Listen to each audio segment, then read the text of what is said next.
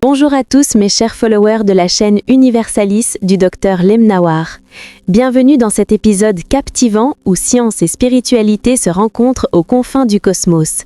Aujourd'hui, je suis ravie d'accueillir le Dr Saïd, expert en mécanique quantique et théologien visionnaire.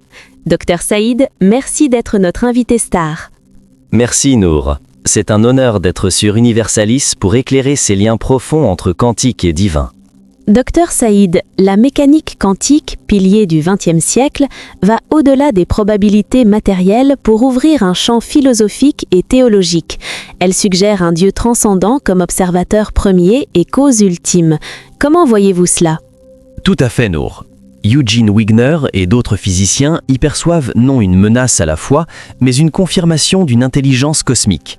L'univers des probabilités et connexions non locales défie le matérialisme pur, vibrant comme une symphonie divine en attente d'harmonie. Passionnant. Avant d'approfondir, certains géants de la science comme Einstein, Tesla ou Spinoza avaient des vues sur Dieu qui résonnent ici.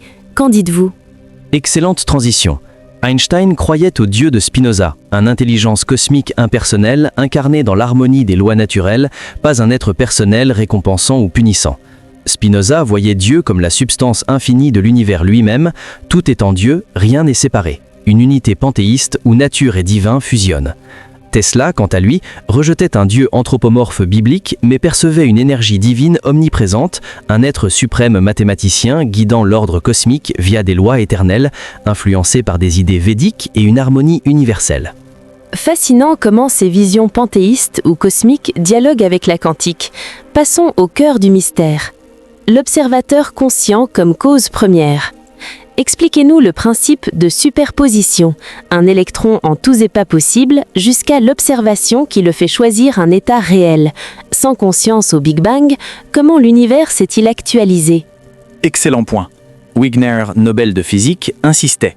La matière seule ne collapse pas la fonction d'onde, il faut une conscience. Dieu, observateur primordial non matériel, a initié cela, transformant fluctuations quantiques en atomes, étoiles, galaxies. Sans lui, un nuage probabiliste éternel.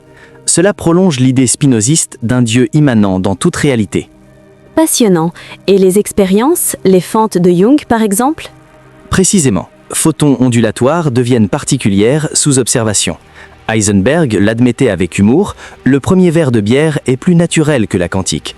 Mais derrière, une intelligence suprême orchestre chaos en cosmos ordonné, écho à l'harmonie divine de Tesla. Une chaîne causale divine depuis l'origine, époustouflant. L'intrication est encore plus révélatrice. Deux particules corrélées instantanément, malgré des milliards d'années-lumière, violant la localité einsteinienne, ironie, car Einstein doutait de cette action fantôme à distance tout en vénérant l'ordre spinoziste. Comme une unité profonde, comment cela évoque Dieu ? Exactement Nour. Omniprésence divine via un champ de conscience cosmique. Mesurer un photon détermine l'autre sans signal physique, une toile divine d'interconnexion. Comme Dirac le disait, Dieu est un mathématicien d'un très haut ordre, aligné sur la vision de Tesla d'une énergie divine unifiant tout. Cela justifie même la prière intercessionnelle, reliant tout en unité spirituelle. L'indéterminisme quantique rompt avec Newton, événement probabiliste sans cause locale fixe. L'expérience de Wheeler sur le choix différé rétro-influence le passé. Oui, brouillant la flèche du temps, suggérant un univers guidé par intention finale. Les constantes fines, probabilités biaisées pour la vie, impliquent un législateur. Sans lui, chaos stérile, avec émergence de conscience humaine, image de Dieu, comme l'ordre cosmique admiré par Einstein. Eddington parlait des preuves forcées du Big Bang, une providence cosmique. Absolument, convergent vers une destinée divine. Les équations quantiques reposent sur mathématiques pures, nombres complexes, symétrie. Pourquoi ces structures platoniciennes gouvernent-elles la réalité ? Un esprit divin, mathématicien suprême, les conçoit comme un logos créateur. Penrose voit ces formes plus réelles que la matière.